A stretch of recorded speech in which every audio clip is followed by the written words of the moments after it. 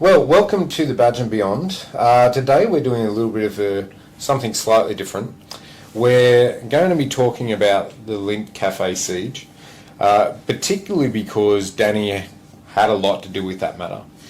And so instead of it being just a gab fest between the two of us, we thought I would ask a lot of questions and bounce off each other what we know and try to give you a little bit of an understanding of what was going on behind the scenes, because there's been a lot in the media about it. There's a lot of good work by cops that day. A very tragic event that I think, or at least I thought, would change the threat environment and the landscape for Australians everywhere. Yeah. And it didn't quite have the impact on the general public I thought it would for the length of time I thought it would. So let's go back. Danny, tell me about the start of that day. And I know we've mentioned in previous episodes kind of a little bit about it, but give me like your chronology of where you were when you first found out about it and how you got brought into it. What was the background to people coming to you? Okay, so I'll preface this by my memories in and out of this for various reasons, but I'll do my best. The way it starts off is, of course, I'm on a day off, right? I was still, at the time, I was General Duty Sergeant at Campsie. I only just taken up that appointment, I think, from memory. I hadn't been there long. And so I'm not usually performing counter-terrorism duties, right? But I get a phone call at about 6:45, 7 o'clock in the morning, and it's my friends and colleagues from the counter-terrorism unit, from the Joint Counter-Terrorism Team. And they're like, "Where are you?" I was like, "Okay, that's a bit random." I'm like, "I'm enjoying my first coffee out at a cafe and my first day off for the week." They're like, "Can you see a television?" I'm like, "Yeah." And then Channel 7's playing, and it's got armed robbery, Lindt Cafe. And I thought, that's a bit early for a robbery. But didn't think much of it. But he just said over the phone, at the time he was a detective senior constable. He goes, "It's not a robbery, you're going to have to come in." And I'm like, okay. Straight after it is the commander of Campsie calling me. He goes, "Can you come in?" And I'm like, all right, this is serious. But I'm thinking to myself, Lindt Cafe robbery, what's happening? So I jump in the car, I just continue. Like, I'm in plain clothes, I'm not, that didn't seem to worry about me getting into uniform or whatever. So I drive in, and there's a meeting happening with very senior police upstairs at the police station. So I'm just, walk straight in, and I sit down, and then they start briefing me that it looks like it's a siege, but this guy is espousing some terrorism sort of ideologies, and we don't know who it is. So they're like, "Can you find out who this guy is?" So then they've sort of, because of different things, and I don't want to give too much about how national security works, but basically we had a photo. So I'm like, okay. He looked really familiar to me. So I'm like, I've dealt with this guy before. And then when I found out who it was, I know why I dealt with him before. So basically, he had been doing some community service at the PCYC, and I was the chairman of the PCYC at Bankstown at the time. So a lot of people come and do community service. He was one of them. That's where I'd seen him. But because again, like, you don't remember these guys. No. So I brought in some people from the local community that I knew. If anyone's going to know, they're going to know. And they basically verified a suspicion of who we thought it was. But the information had come through that it was a coordinated attack. Yes. Yeah. Which wasn't revealed to the public for multiple reasons. Yeah. Do you remember what those... Because when we said coordinated, there was a belief that there was IEDs at least 3 other prominent locations. Yeah. So there was the Opera House, there was Town Hall Station, there was a third, I never remember the third, Circular Quay, something like that. Yeah. Now what also happened is they found devices, or they found bags with wires sticking out of it. Security guards had come across it. So this is like, this isn't good, and now we were talking evacuation of Sydney CBD, which is not an easy thing to consider. No. So how do you do that without creating mass panic? And to that point, from a risk mitigation point of view, is are you creating a location for a second attack? Yeah. Are they seeking to draw everybody out so they can attack people at the form-up point for everybody that's been evacuated? Yeah, so you've got to understand too, the rest of the police don't know this. Yes, that's right. Okay, this is kept extremely quiet, and it's like need-to-know basis. So I get told to start looking for certain high-risk offenders that are on a list and re-engage contact with them, see if they're around, or are they responsible and part of this coordinated attack. So bit by bit, we're eliminating people off this list. And the issue with who end up obviously identifying that it's Man Monas is his wife is also a co-offender. Yep. Now, they're both implicated in, I believe, a poisoning attempt or a murder attempt. Again, my Yeah, memory... they were before the courts for really something very for his serious first matter, wife, for example. And I think it's an attempted murder or a poison, something like that. So they're both on bail. And they were both actually in Campsey's patrol, because I was the independent officer that did the search warrant the next day. There you go. So they were reporting on bail at Campsey. Both of them didn't turn up to report bail. So then our problem was, if there are remote detonation devices, we need a media ban, because if we don't want the wife watching him get taken out and presses the button that remote detonates multiple devices across That's CBD, mass casualty, like it's a huge problem. Again, the world doesn't know this, right? So again, it's a very small amount of people that know this. It's very frustrating for me because I can't tell anyone. And I'm out gallivanting around the world in my mum's old car, right? No uniform, no nothing. I just picked up my firearm, and that's all I had on me. And then the demands start to come through. So Monas had picked up the phone and called 2GB, I think it was, at the time. And they weren't airing him out, but they were relaying it back to us. This is what he gave a shopping list of all the things. But it wasn't him specifically, was it? I think it was one of the hostages he was getting to relay the message, I believe. I don't know, but all I remember is this is the list, right? Some things on that list, they asked me to pick up. So again, these are things you can't usually get. And even though there's obviously the negotiation, that's a whole other conversation, but it wasn't about we were going to give it to him.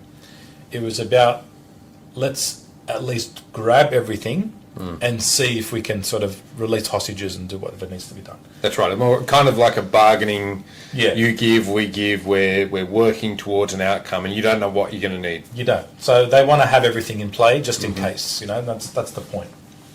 Now, people are very reluctant to help because they don't want to get in trouble either for having this paraphernalia or having whatever he's asking for. So it was really a show of a lot of trust.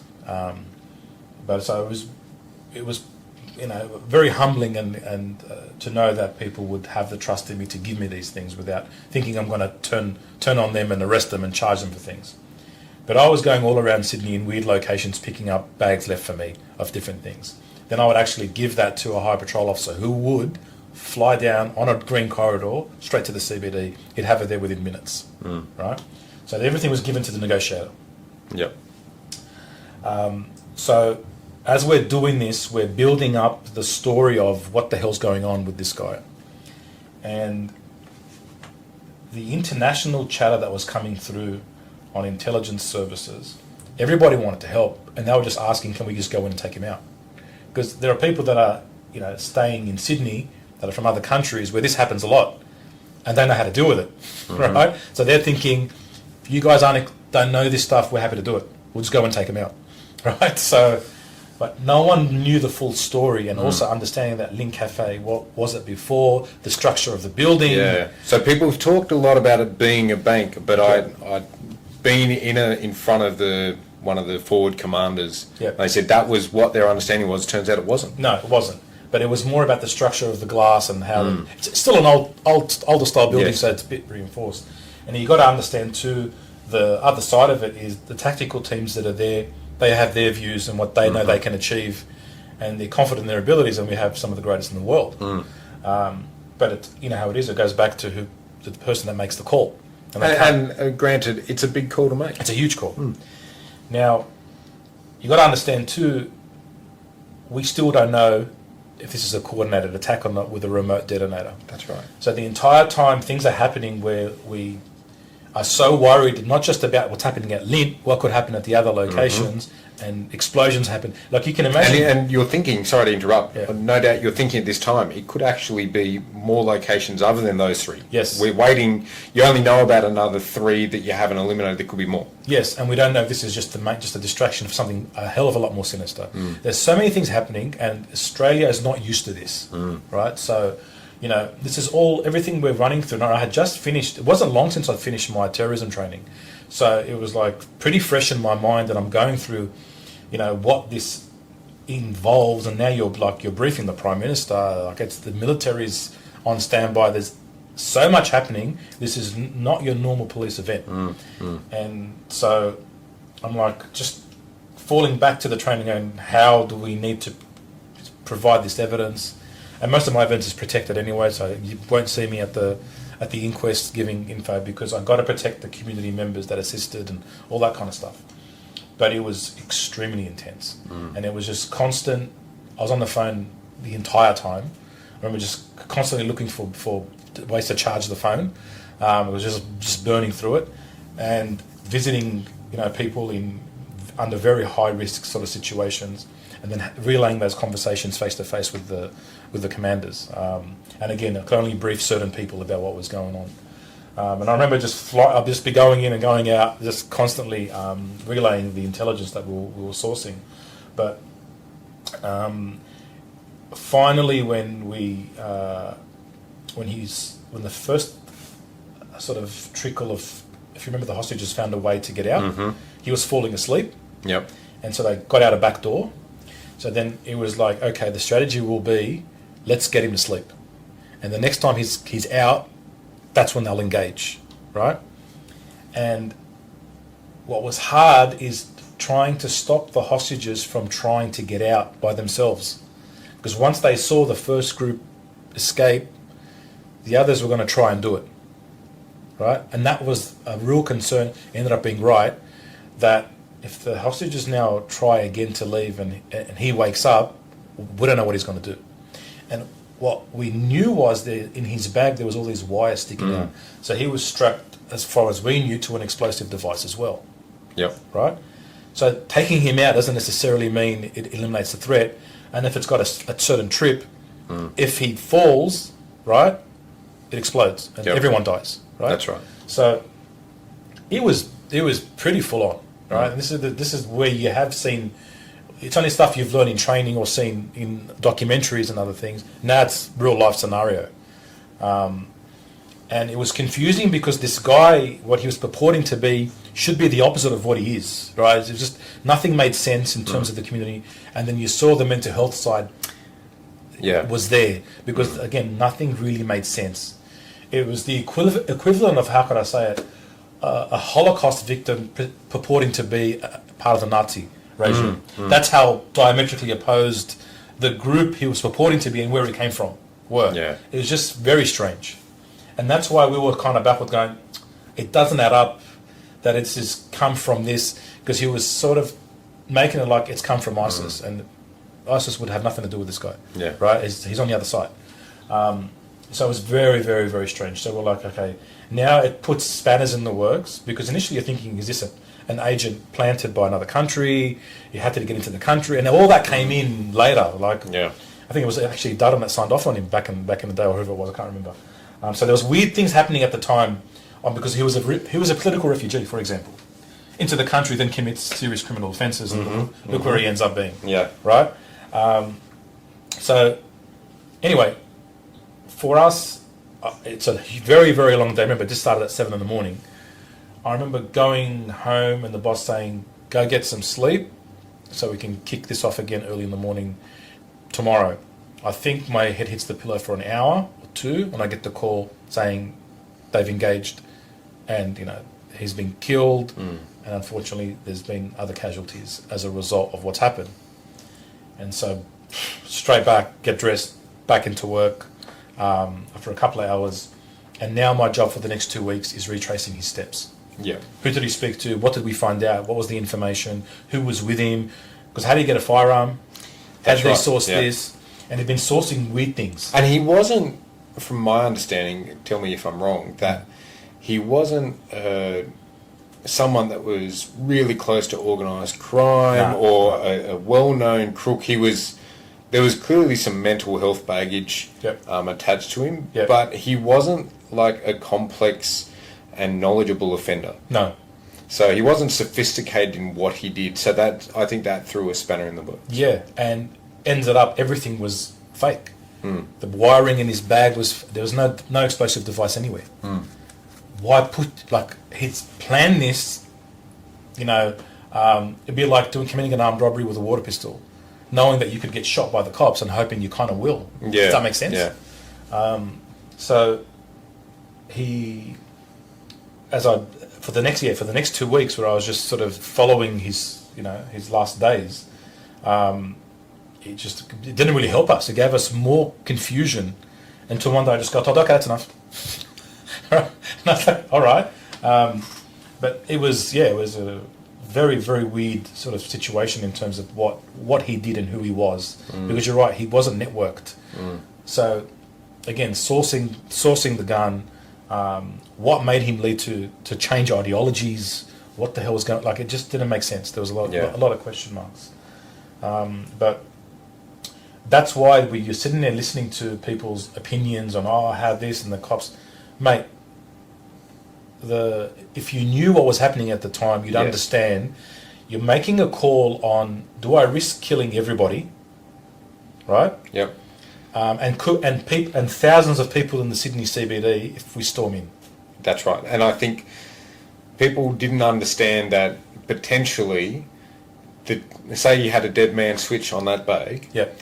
If you had stormed the building and shot him, if that was set up to trigger not only his bag but the other devices, any other devices we potentially didn't know about, and they slowly got eliminated those other devices. Yeah. But that takes time. That also draws resources, right? You don't have all of a sudden, instead of managing one scene, you're managing 4. Yeah.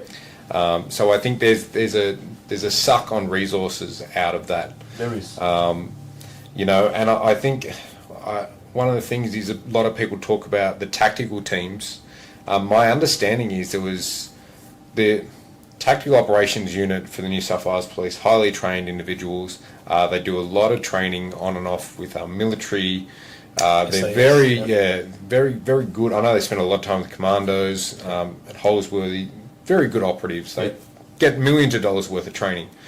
But there is a limited number of them. Yeah. And my understanding is, tell me if I'm wrong, there was 3 different jobs going on that day. So there was Lindt, there was armed robbery takedown, that was because they knew that actually the armed robbers probably found that to be more favourable because they figured all the resources would be away, so that they were basically going to have to do a takedown on these dangerous armed robbers. And there was another job going up on the north coast, so they had a team up on the far north coast. Yeah. So, they were kind of pretty low on. They were stretched, is what I'm saying. They were stretched, and look, and I've mentioned this before on the TikTok, but the best info on this is the book Tiger, which they called Officer A, which he's still trying to get his name back on there. Who I had the privilege of working with closely at Bankstown. Great operative. The book is brilliant. A lot of his team I know quite well, and they're all heroes. They're really, really a great crack squad who went through a lot of shit. Police definitely didn't look after him. No. And it's really sad, but that gives you an indication from their perspective, especially Officer A's perspective, on what happened, who is the one that ends up killing Monis. Yeah. Right? He stops Monis himself. And it's difficult for people to sort of see the other side of it. And all you saw was, I'm going to see innocents got killed, and we're like, all right, you need to consider the context of this. And unfortunately, this has happened before in police circumstances where one of them, another officer, was killed by another police officer, sort of in the line of fire, and these things can happen because of the context of what it is, right? And it's nothing to do with lack of training or to do with sometimes there's not, you can't do anything about it. It's just the circumstances have gone a certain way Yep. that it's terrible. So what had happened in the Lindt situation is, again, Monis falls asleep, and then the hostages think, okay, this is their chance, and what they do is they start to go out the back door again, and he wakes up and just starts shooting. So when that happens, of course, that's the engagement. All right. So then they call the engagement term, and they go, and the tactical boys go in. And my understanding is also they thought they had in the back of their mind that was their last movement ever. Absolutely. Because they thought dead man switch or whatever else, they're all going to get blown up. Yeah. So imagine they make the call, and you're waiting to run into your possible death. Right. It's an amazing mindset. And yet they were keen to get in there to do what they had to do to save these people, right? They're the true essence of heroes. So going in with the flashbangs and all the other stuff that's happening inside, there's all this commotion, and you can't see who's friend or foe. It's not an easy situation to run in. Like, you got to understand, with all the kit, the stuff that they're carrying, which number one is not light, right? But you don't know if he's got an accomplice in there. And again, you don't know if he set this up, but the whole thing looks like it's planned, right? So 4 or 5 people that could look like they're innocent, maybe they're not, and they're waiting for you to come in and to take you out. But unfortunately, he woke up and started shooting, and then that's when the engagement is, because, well, he's shooting anyway. Yeah. They got to go in and stop him. And unfortunately, if people, when you're hit and you're down, and you or stand back up, and then all of a sudden you're in the line of fire, or there's ricochets, you don't know. I mean, there's fire play going everywhere. And that's why it became very tragic that there was innocents that, and unfortunately paid the price, the ultimate price. I think, look, speaking to one of that forward commander and having the benefit to learn, because he presented to a bunch of leadership that I was a part of on, lessons learned and just going through that. And the things that struck me was he thought at that time, because he was the person that made the call, he said when they went in, everybody in the command post ducked and shrugged, because they thought they were waiting for an explosion, number one. He thought he was sending those guys to their death. Yeah. And potentially everybody else was going to die in that room. When you look at when one of the guys is throwing he showed footage of just the best laid plans. There was a couple of guys came in the back door and tried to throw a flashbang in through the window, and it just bounced off, right? Like, he just missed.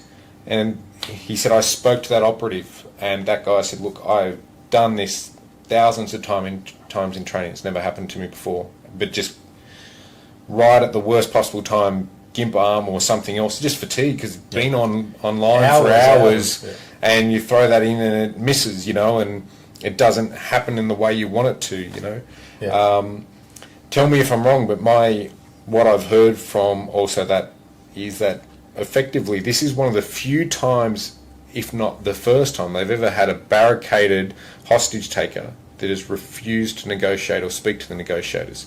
And so much of police resourcing and strategy is based around contain and negotiate. Yeah. Look, unfortunately, also the spanner in the works there as well was you had other people of authority in that room, and not necessarily Australian.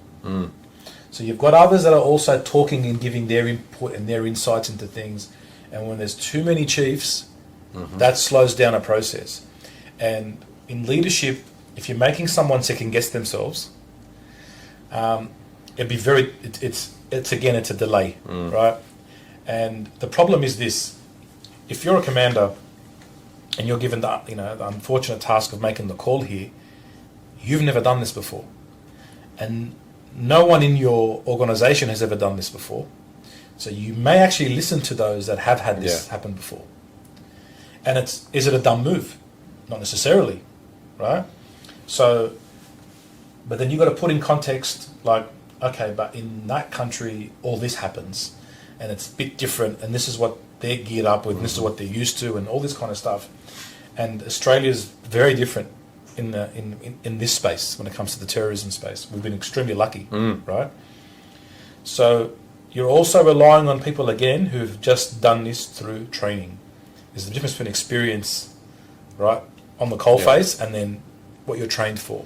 And this isn't their only role. So there's training that certain commanders go through, and you have to be a superintendent or above to go through the training. Yep. And that doesn't get given to every superintendent or above. No. And even then, it's probably been a while since they've done that training, and again, it's training, right? It's the consequences are far different in training versus like when you're doing a Hydra or something, which is kind of like a virtual setup. Then, hey, you know, I'm literally sending people to their death, and I could be the face of potentially one of the most recent mass deaths in Australian history. And you know this will be the most scrutinised police operation probably in the history of Australia, right?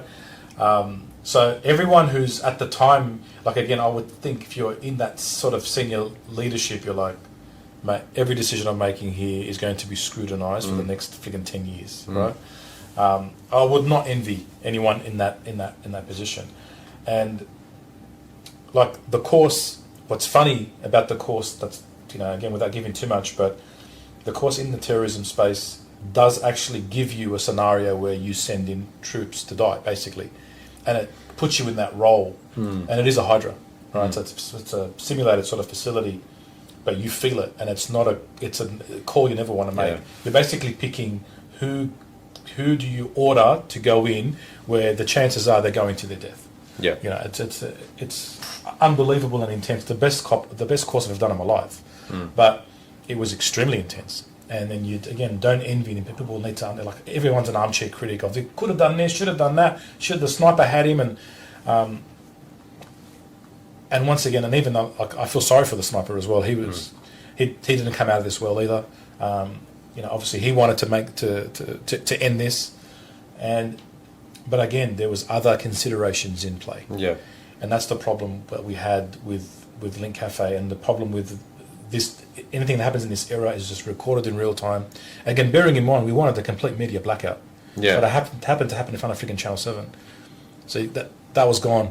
Yeah. Because had this been completely blocked off, then we knew the CBD side of it would not be impacted because they wouldn't know what's going on. So no remote detonation problem, all that kind of stuff. Yeah.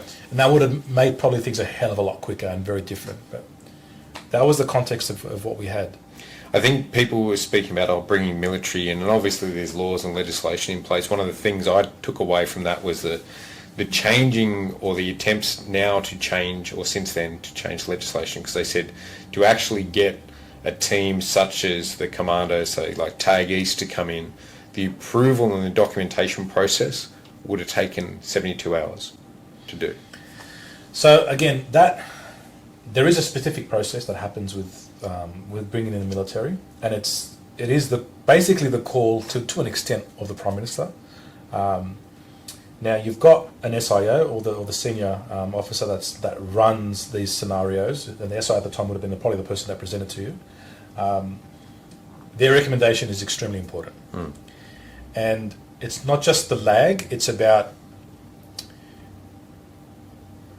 as you said, that the reason I'm quiet, I'm careful with what I say, right? The tactical team that's there were the right group. They were definitely the right group. Yep. They're experienced. They do real life scenarios all the time, and in addition, they're continuously being trained alongside their military equivalents. Right? I don't think much would have changed, to be honest, by getting the military guys to come in anyway. But also not knowing. Remember, this is a police operation, and military don't really care about evidence. So in terms of, if you're looking at this for an end game where everyone survives and an arrest is made, it's extremely important how you deal with the scene, as you understand.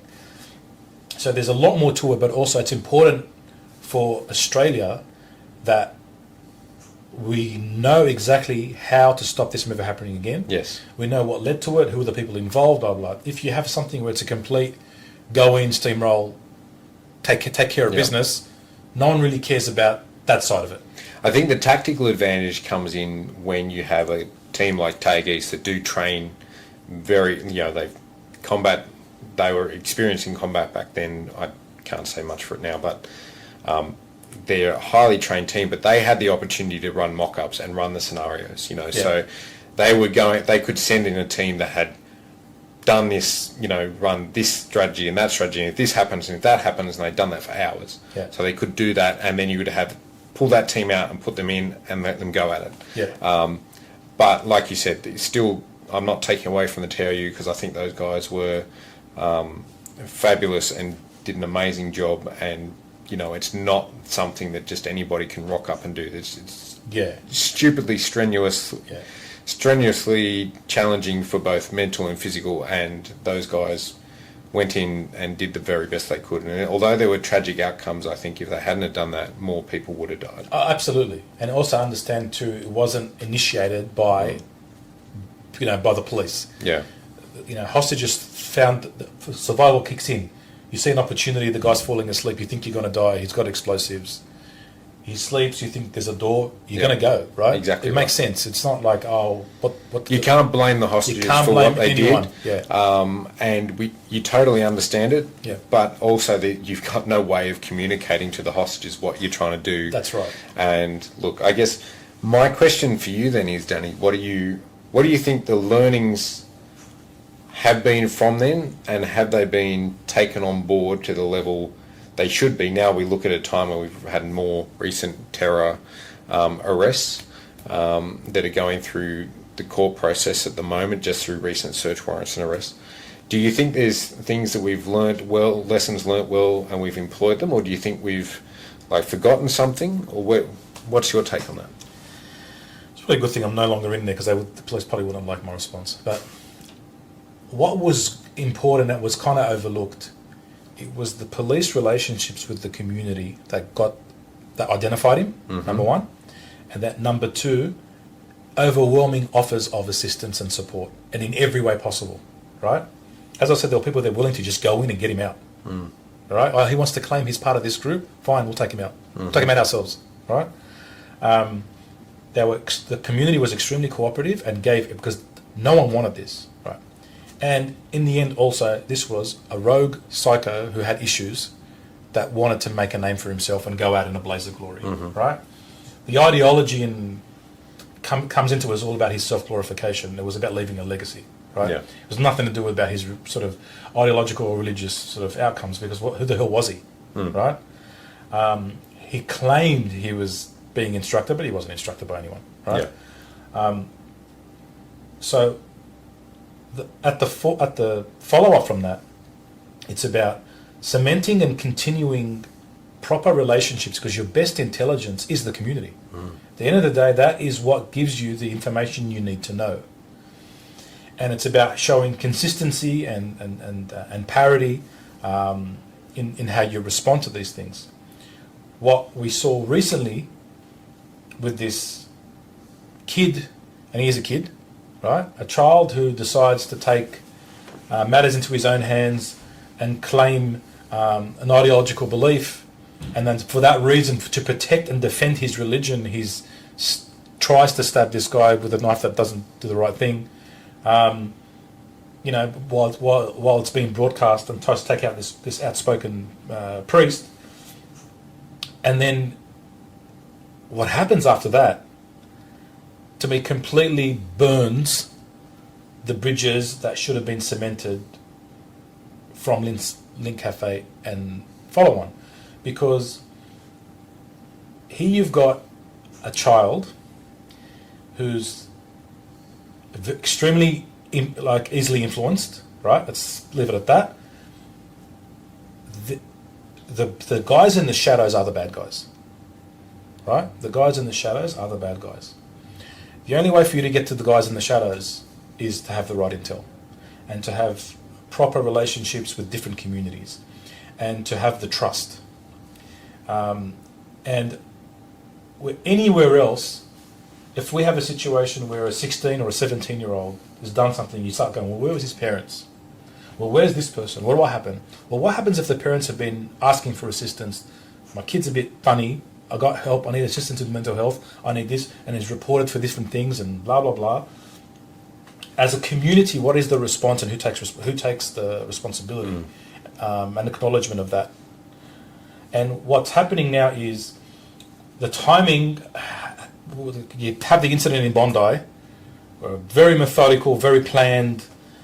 Guy that hates women, whatever it is, goes and commits atrocities, including a young child, right?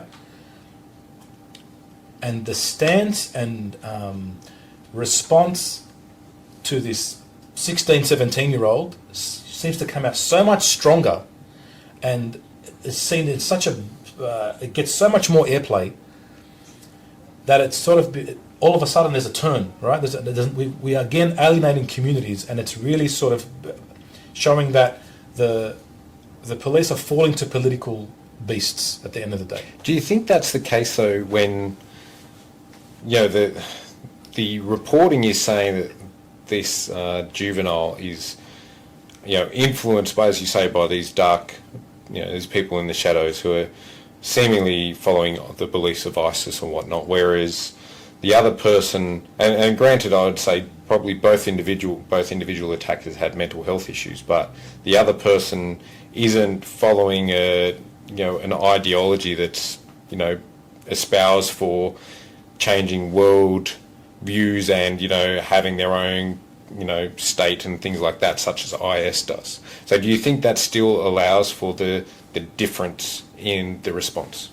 No, because the issue is this: there's a big difference between here's a cell, all right, where it's a coordinated group that's working together to achieve this objective, right?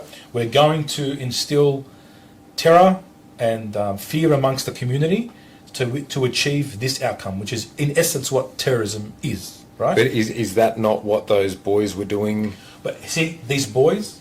So if at the end of the day I'm running, I've got how can I say it? If I decide I don't like this person, but I'm too gutless to do something about it myself, it's like what happens in the drug game. We get the runners to be the girls, the boys, the ones that are underage, because if they get caught, it's not as severe. I'll stay in the background and do my work, right, to achieve what I need to achieve. And the runner at the end of the day is this 17-year-old who just thinks by selling pot, ice, or whatever, they can make their $500, so to speak, right? In their mind, I get this and I get that. I change that to someone who's got vulnerability, who's got a mental health issue, who's got a cognitive disability. It becomes something a bit different. Now they're like lackeys to me. Is that person that's doing it the real crook? Do you know what I'm saying? Are they the ones that are trying to achieve this ideological task, or is it this person over here who's gone and knows what to do? Now, if we take a step even further back, well, you've got necessarily who is putting certain people up to these tasks. You've got the AFP going publicly and talking about an autistic kid that they did. Yes, we did do this for them. We did drip feed them information to see if they could. We did kind of admitted they radicalised a child with autism. Yeah, right. How that is not an extremely serious problem, and as cops, when you're looking at how do we achieve this purpose? What do we do to get to this? Can I get you to a position where I've set you up so much that you're gonna commit an offence? Do you know what I'm saying? Yep. This now becomes very problematic, because now we've got the federal police basically saying, yeah, we did it. Yeah. It's not like, oh no, we did it. I think what I'm getting to is there's the trying to find that line of delineation between someone who is mad and bad, which is how I kind of see the guy from Bondi, whereas someone else pulling the strings and motivating someone else who's also potentially mad and or bad or both, to do such acts, right? And so that's why from my own opinion on what I've seen, I don't feel like it's wrong to call multiple people acting for a particular outcome to challenge them with terrorism-related charges.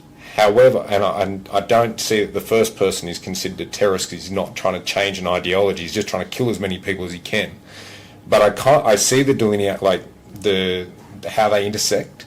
But I think, and tell me if I'm wrong, your point is they're going after the kids and they're missing. So they're going after they're going after the front line, right? Yep. But leaving the guys in the shadows that are the true essence of evil that we're trying to get towards. Yeah, but beyond that, there's a hand there that is a law enforcement hand, right? Which or whatever agency. There's a hand there that's like dropping the burley. Okay, so, and I understand from that the autistic boy you're talking about. So, your point. Do you think is there? Just explain what you mean, how that relates to these current events, if that makes sense. Okay, this is what I mean by alienating the community. How do you know about these guys? How do you think there's 6, 7, or a dozen people on that list? Where'd that come from? Yeah. Do you think that our web is so great that we just catch people, right? No. And as someone who got to see it firsthand in those circles all the time, the best intelligence came from the community. The community does not want criminals. No. The community doesn't want people that are going to subvert their faith or their religion or their way of life to suit their own sort of agendas. And I think anyone that looks at the Muslim faith and associates ISIS with people that follow the Muslim faith, you really just educate yourself, right? They're not the same thing. They're not. At all. It's like saying, those weird Christian movements in the States that are all about killing people for abortion and things like that are Christian. No, that's not. Exactly. Yeah, you could make the same argument. But also, who were they killing? Yeah. Right? Like, ISIS killed Muslims. But who was it killing? Yeah. Right? The problem is it's only when you get the rogue Westerner that's executed or beheaded or whatever, 3 out of the 20,000, 30,000 that are dying in Syria and Lebanon and whatever it was. People don't look at those numbers. They don't consider it that colour of. But they're not presented with that information either. I think Australians are often sheltered, and that's the issue, right? In their information. So then you've got it's a very flawed argument if you're looking at the facts. What's happening? It's only when all of a sudden this person, it's a French national, it's a UK guy, or whatever. Then that's terrorism, dude. That ended there. This has been going on now for 30, 40, 50 years. It's not stopping, right, in these countries. But with these kids right now, if the community is coming to you and going, hey, we're worried about this. Yeah. This people is saying this guy's online saying this crap, this person's online saying that. Why are you waiting for it to get to that point? Yeah, and then when all of a sudden, we'll now do it. So you're telling me everything was sweet, everything was going great, then this 16-year-old makes the move, and that's when it all when it all triggered, right? Yeah. I know for a fact information was given beforehand. So and then you have your issues with jurisdictions and what this agency wants to do, what that agency the political power play, and who looks better out of doing this and then that. The community feels like it needs to see action. So all right, if we're going to subdue a community fear, then what we'll do is we'll come out and just friggin' come out with arrests. We'll lock people up, we'll do things, blah blah blah blah blah, right? To show that we're on top of it. And the delineation between all crime and terrorism is disruption. You normally, as an investigator, you get all your evidence, you line up all your ducks in a row, and you make sure you're gonna take care of that sort of that charge. You're gonna get that prosecution. On the terrorism side, you always have the disruption that's gonna be there up there, because I can't wait for someone to blow up the Harbour Bridge. I've got to get them before they do it. Does that make sense? Yep. So then, now that the laws have and the powers have changed over the years significantly to give you where you can bring someone in and just hold them for a while and ask questions without any kind of it's really changing the game in terms of how is this investigated as a crime. If that makes sense. Yeah. And for me, if we're not careful, and we've already started destroying this, our best source of information and the best way for us to prevent an issue is that relationship with the community, because that's going to give you the best information. And it's got to be maintained, and it's Absolutely. like any relationship, it takes effort, Yeah. it takes ongoing contact. Yeah. It's not a, for want of a better word or terminology, it's not a booty call relationship where you just ring up when you want something. Exactly right. We always wait until there's an incident, and now the phones. And I remember, like, people calling me now, going, "We haven't heard from anybody since Lindt Cafe," for example. Yeah. Now they're calling us about Yeah. this, and when we ask for assistance here, no one cares, right? So this is you don't understand the population that you have now. It's a growing population, and the information highways need to be maintained. It's extremely important, because at the end of the day, no one is ever told how many attempts were thwarted, and they were thwarted because of the information that came through the community. No one said that. That doesn't get broadcast, and that's a problem, because then the mainstream Australian community then looks at it and going, "These people are always problem people, mate. They're doing their best to protect their country too, but that's not what you see in the news." Yeah. And I think that's a huge issue. Yeah. Well, that's. I think we might leave it there. It's been a very good conversation, I think, to have. I think it's helped hopefully help people understand a little bit of what was going on with Lindt Cafe, and where we are as a community now and what's going on currently. Guys, if you have any questions, or you want to clarify something, or you want to know something, please comment. Send us questions on Instagram or YouTube or any of our different platforms. As always, we're proudly sponsored by IC Technology for all things IT, ictechnology.com.au. and our own company, Precision Integrity Services, who can be found at privateinvestigatorsydney.com.au. Thank you for listening. Thank you for joining us, and we will see you next time. See ya.